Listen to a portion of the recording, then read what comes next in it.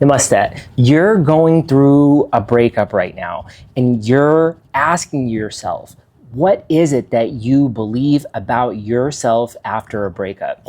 You are waking up earlier than you want to. You set the alarm for 6 o'clock, and you're up at 2 o'clock, hoping for a text message. And that text message you're hoping is going to solve all of your problems. You're hoping to just fight everything off, fix it all, overcome everything, because you don't want resentment. You don't want to feel bad inside. You don't want your heart beating fast.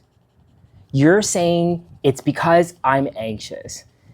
Did they leave me because of my depression? Is my bipolar not under control? I think it's my ADD. You're like, I need more treatment. I need to fix everything. I need to control my mind. You're saying to yourself, I just got to figure out a way to be stronger. And if I am, they'll come back. It looks like we have everybody gathered here.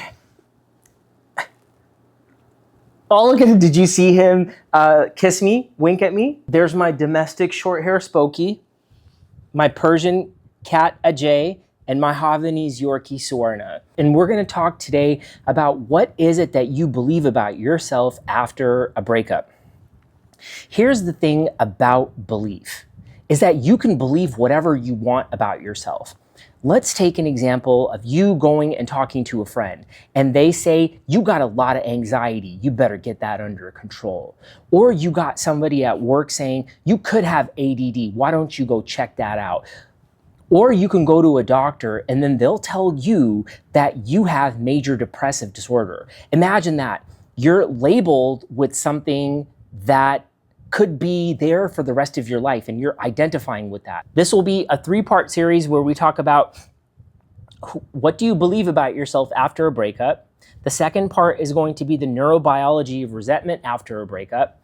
And then the third part will be how to rebuild self-belief after a breakup. You're saying that because of your anxiety, because of your depression, because of your bipolar, because you don't have confidence, you don't have a steady state of self-esteem, you don't believe in yourself, that's the identity that you've developed. And you're hoping that somebody just accepts you for that, which is not a bad thing. But first, what do you believe about yourself is the question. Do you believe that you're not a good person? Do you believe that you need to work on yourself and nobody will be there for you? Are you scared that you're going to be alone for the rest of your life? These are all valid concerns. But here's the part about it. Are you the type of person that thinks a lot? Are you an overthinker? Are you a procrastinator? Are you a perfectionist? How would you even know these things if you don't write them down a few hundred times? When you do write down what it is that you believe about yourself, you're at a good starting point. You're able to accept whatever it is that you could be potentially resenting about yourself.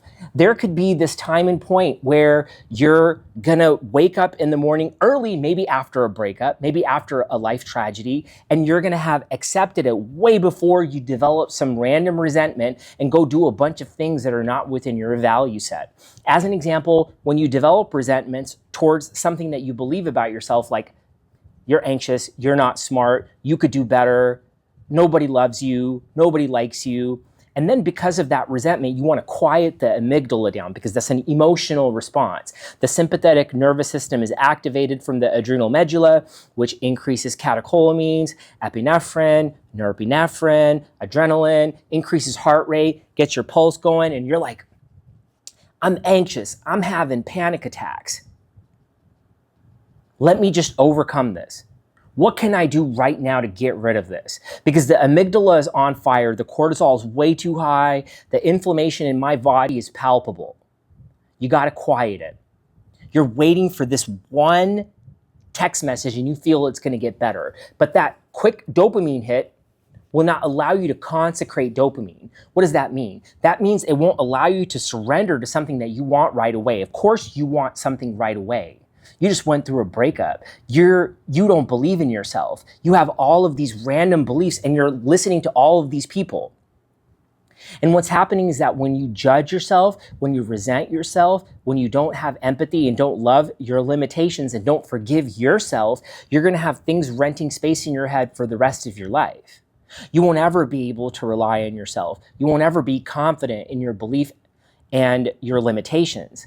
It's going to be very difficult for you to accept who you are because you're always trying to control yourself. You could find a life of just trying to find ways to deal and cope with things. What happens when you cannot cope or deal with something? You develop a resentment. And when you develop resentments, you need to quiet that resentment. Drinking, drugging, alcohol, smoking, eating bad, talking to people, complaining, blaming others. Those are all things that will quiet that amygdala down, but still you won't be able to engage the prefrontal cortex. You still will have a tough time having good life experiences. You're still not going to be able to be innovative. You're going to still be depending and following, and you're going to be fearful of everything that's going to happen to you. You're going to be scared that if you set boundaries, if you love yourself, if you validate yourself, that you'll be alone. But what if that could be the best thing for you? When I say be alone, that doesn't mean you need to be alone for life, but maybe it could be a day, an hour, a season, where it's not like you're taking a break. You're off of everything. You're living in monastic solitude. You are not scared. Well, you could be scared. I like the idea of being scared, but it will be more what I like to call emotional calculus. You're emotionally scared that you're going to be alone, but what you're going to do is in that meantime, you're going to calculate things and you're going to say, look, this is what I'm going to do to I'll put a rejection toolkit in place. That's what you're going to say. You're going to say, I'm going to have exponential growth by myself. You're going to say, God, I'm going to put God, creator, heaven, whatever higher power that you have. You're going to say, look, I'm going to put the results in. Please bestow the blessings on me. Just bestow the abundance. I'll do the discipline. You're going to say to yourself, I'm going to write. I don't want to do it. I'm just going to do it anyway. And when I do, it's an evidence-based process where you don't need a bunch of people to help you. Or what's going to happen is that you're going to be constantly depending on somebody for validation. You're constantly going to be listening to somebody for what it is that you think that you know about yourself and you believe about yourself. You don't want that to happen in your life. You want to be able to dedicate yourself to yourself. You want to show yourself enough discipline and invest in your health. Maybe you don't have to call it discipline. You don't have to call it a good habit. You don't have to call it dedication. You can call it an investment into your future self because you don't want to be the person that identifies with all of these problems. It's your anxiety. It's your panic. It's your depression. It's your ADD. No, I am anxious because I have not understood myself. You are sad because you're going through a difficult time. Do you think that everything I talk about in these videos work? No, they don't. You have to really be able to sit down with yourself for days to months to years to be able to completely accept everything about yourself, but there is no guessing. That's the trouble. You got to write it all down. And just because you did all of that doesn't mean it works. No, think about it like a workout program. You're going to have to do it all the time. And when you get to that high level, what I like to call, you're probably about 70% above board. You're working at a high capacity, feeling good 70% of the day.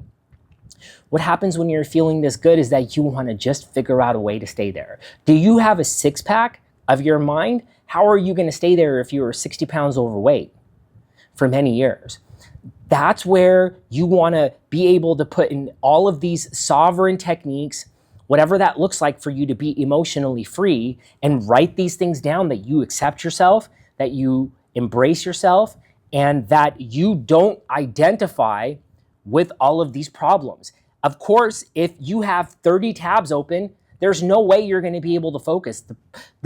I always like to joke to my patients and tell them that if there's a person on the mountain of Tibet, okay, that's been living there for 3,000 years, neuro-spiritually sovereign, does not have an iota of resentment, has no resentment, implicit bias, has a fully empathic, implicit mindset, doesn't have anything bad to say about anybody or themselves, if they have 2 tabs open, they're not going to be able to focus.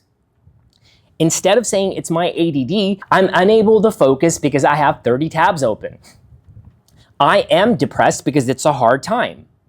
I'm not going to identify with that though. I am anxious. Thank you, God. I'm going to stop at the stoplight. Of course I'm anxious, then I'm going to die. I don't want to get into a car accident. I'm going to stop. Thank you, anxiety. This is where you just accept and honor fear for what it is. And when you do that, you will be neurospiritually sovereign and you will be able to validate yourself. But if you're constantly searching for that next exclamation point, that next emoji after a breakup, you will not be able to validate yourself. And that's what you believe about yourself, that you may need somebody else and you depend on somebody else's validation for your own self-worth. In the next video, we're going to talk about the neurobiology of resentment after a heartbreak.